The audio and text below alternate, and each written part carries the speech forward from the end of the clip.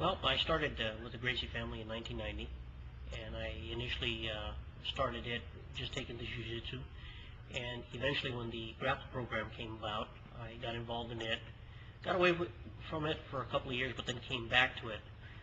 The main reason I keep coming back is that to hone the skills that are needed to keep it going.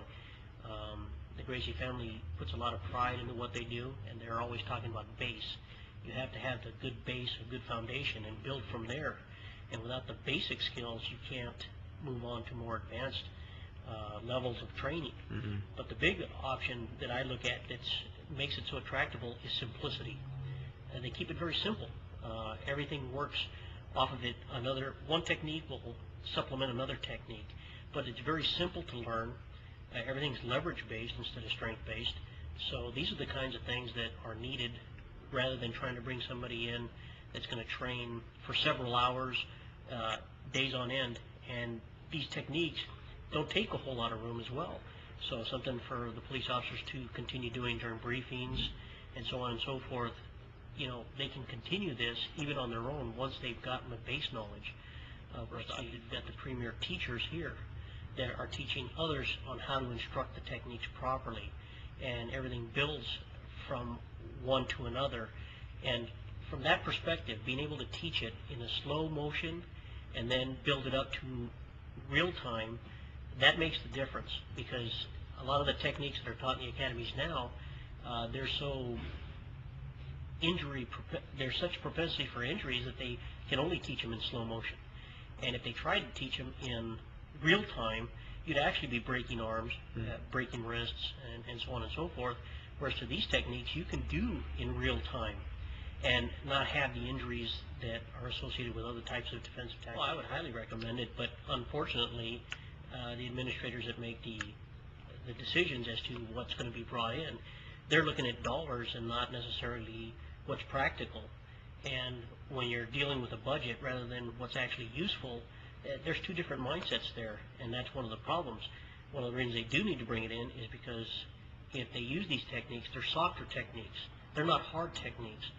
So the softness allows somebody to be taken into custody with less force rather than more.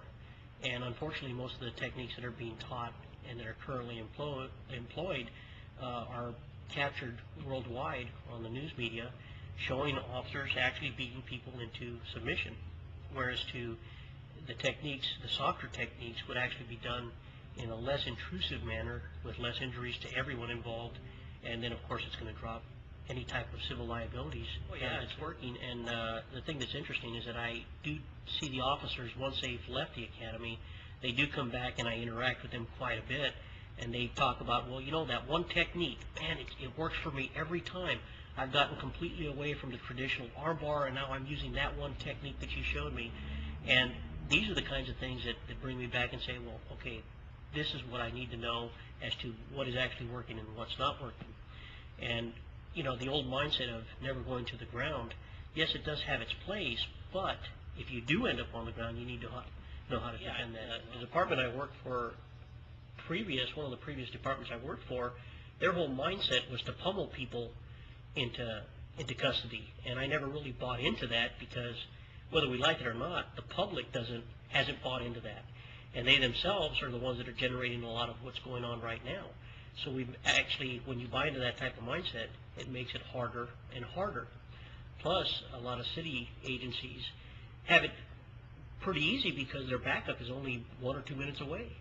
One of the departments I worked for, realistically, backup was 45 minutes to an hour away. It's a very rural area, and so you've got to rely on the tools that you have right then and there. And that's where these techniques come into play a lot more handily. You can't just wait for backup and then pummel the person into custody. You've actually got to take care of it right then and there, especially if it's in a crisis. You know, and just relying pure and simply on your sidearm, your duty weapon, that's not going to cut it either, because, for one, police departments go out there and hire really good people. I mean, they're of good moral character, and they have good sound mind.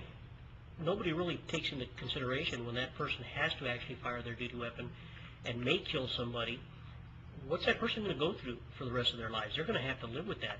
On top of that, there's collateral damages that you got to consider with regards to other people that may be standing around that might get hit by a round, even if it goes through the suspect. So those are some of the things that you got to think about.